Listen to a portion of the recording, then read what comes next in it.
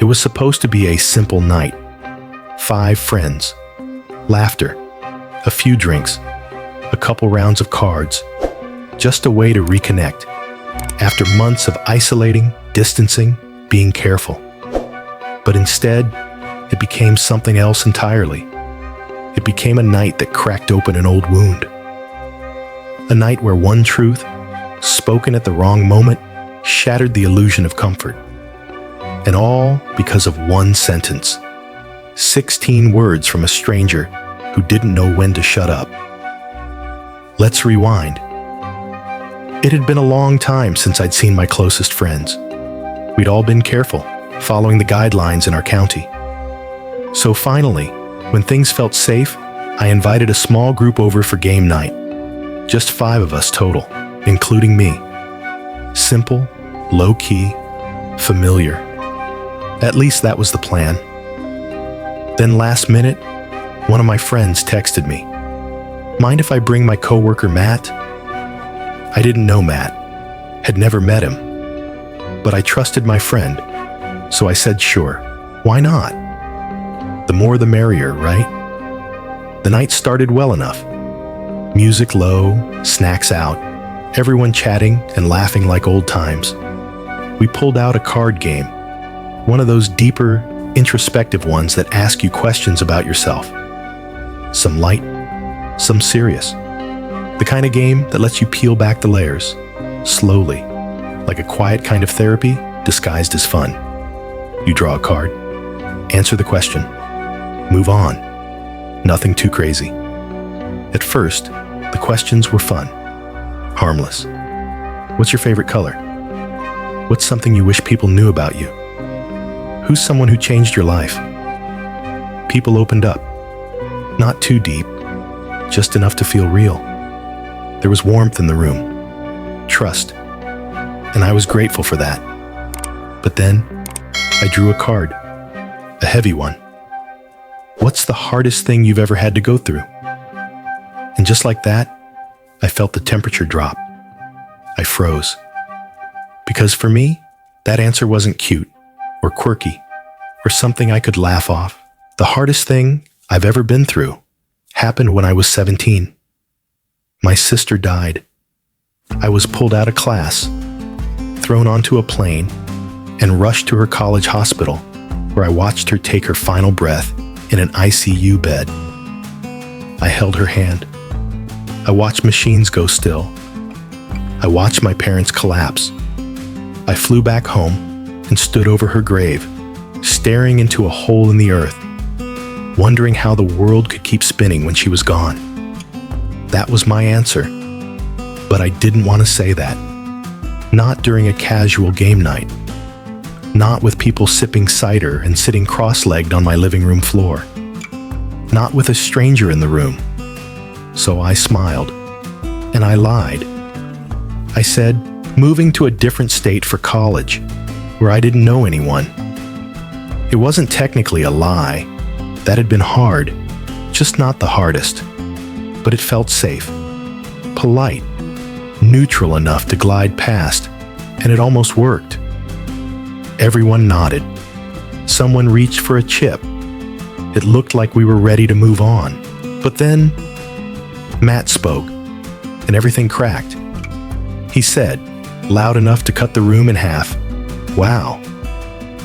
If that's the hardest thing you've ever been through, you must live a really privileged life." He didn't laugh, didn't smile.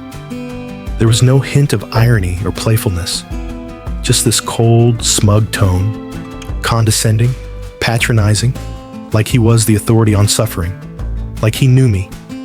The silence that followed was immediate, thick, and sharp. I could have let it go. I really could have. I wanted to. But something in me snapped. Maybe it was the way he looked at me, like he'd won something, like my pain wasn't valid unless I performed it for his approval. So I spoke. "Well," I said, "the hardest thing I've ever been through was watching my sister die in the ICU and burying her when I was 17. I just didn't want to bring the mood down." And then, the silence wasn't just sharp, it was brutal. Matt's face drained. He mumbled some kind of apology, barely audible. No one knew what to say. No one looked at anyone else.